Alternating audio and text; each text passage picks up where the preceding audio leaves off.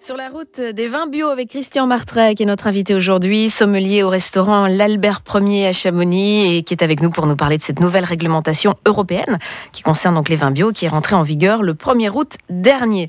Alors, on va essayer d'y voir un petit peu plus clair, Christian, avec toutes les notions qu'on a tendance à confondre. Est-ce qu'on peut déjà distinguer la culture biologique de la biodynamie? On pourrait croire que c'est la même chose. La biodynamie, on va encore plus loin, c'est ça, Christian? Oui, la biodynamie, on va encore plus loin dans le sens où on va utiliser des tisanes, on va soigner la vigne d'une autre façon, on va faire plutôt du préventif.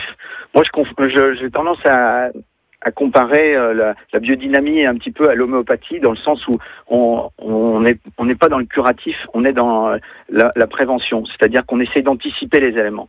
On va par exemple utiliser, ça paraît peut-être un petit peu ésotérique, un petit peu bizarre pour l'amateur, mais on va utiliser par exemple de la bouse de corne. On va utiliser on va utiliser cette bouse qu'on va mettre dans l'eau. C'est quoi de la bouse de... Excusez-moi, Christian, c'est quoi de la bouse de corne? En fait, on va utiliser de ferme, bien sûr, bio, des bouses de bovins, ouais, qu'on va justement dynamiser en mettant cette bouse dans des cornes, qu'on va planter sous terre pendant tout un hiver, et qui vont évidemment développer à la fois des éléments vivants qui vont être utilisés après pour pouvoir les répandre sur la vigne.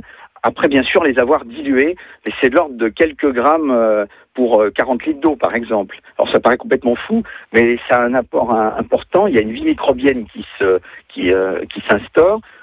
C'est en fait pour que les sols soient vivants. C'est très important, c'est que les sols redeviennent vivants. Quand on est en tout chimique, on tue la faune et la flore. D'ailleurs, il faut des années, quand on est tout chimique et qu'on veut revenir à quelque chose de naturel, il faut des années pour que le sol redevienne vivant. Tout à fait. Il faut à peu près compter une dizaine d'années d'après les grands vignerons qui ont utilisé méthode de culture qui fonctionne. De toute façon, elle est pas juste farfelue. On fait pas du bio, de la biodynamie juste pour être décalé de la société. C'est parce que c'est vraiment intéressant d'avoir un sol vivant pour pouvoir faire des vins qui le seront aussi. Ça, c'est très très très important. Le bio, déjà une première étape. La biodynamie, c'est quand même encore plus compliqué, parce qu'on va par exemple utiliser de la silice, on va apporter des éléments minéraux, et la silice, on va la mettre à des moments bien précis. Il faut pas faut pas asperger de la silice qui est diluée là aussi quelques grammes avec 40-50 litres d'eau dans un dynamiseur qui est une espèce de une petite cuve avec une hélice à l'intérieur qui tourne d'un côté puis de l'autre. Ça paraît complètement fou, mais c'est vrai, ça fonctionne. On va après asperger les vignes avec ce mélange d'eau qui a été tourné dans un sens puis dans l'autre avec ces fameux grammes de silice, et on va à ce moment-là apporter des éléments très importants pour la croissance notamment de la vigne. Ça, c'est très très important. Et alors, un mot sur la lutte raisonnée. Est-ce que c'est un premier pas aussi vers le bio? On n'est pas dans du bio, mais on est quand même dans une démarche écologique. Alors, la lutte raisonnée, c'est déjà un très bon début. C'est déjà prendre conscience. C'est le premier pas pour prendre conscience comme quoi la vie des sols a son importance. Et il est vrai que la lutte raisonnée, c'est un pas. Ça permet déjà de commencer à utiliser les produits les moins nocifs. C'est plutôt une sécurité.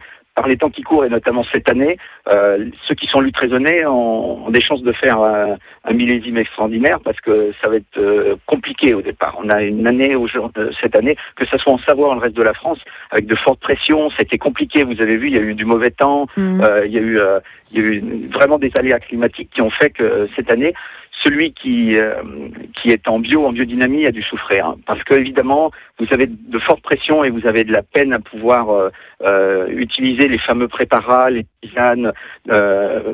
mais certaines fois, contre certaines maladies de la vigne, utiliser des infusions d'ortie devient difficile parce que l'attaque est massive. Donc autrement dit, pour la première année du millésime 2012, label bio vin européen, c'est pas gagné qu'on en ait beaucoup. Ah, ça va être compliqué, oui. Pour le premier millésime, ça va pas être... C'est pas compromis, il faut voir aussi à la fin, il faut voir un petit peu, mais certains ont eu la grêle, alors quand vous avez la grêle, vous avez des plaies sur les raisins, donc vous avez des foyers de pourriture qui peuvent venir, donc c'est vrai que la tentation est d'utiliser les produits qui permettent d'assainir et de pouvoir repartir sur une vendange saine pour arriver à une maturité optimale. Donc c'est compliqué pour cette année, mais ceci dit, il faut pas... Certains qui sont en reconversion, parce que ça met 3 ans, hein, quand vous décidez du jour au lendemain de dire allez, on se met au bio ou à la biodynamie, il faut 3 ans, et puis avec des contrôles, et vous êtes évidemment suivi par ces fameux organismes, Biodivin, EcoCert, etc. Et ils vous aident, mais c'est vrai que c'est une année compliquée, ça sera peut-être plus facile l'année prochaine.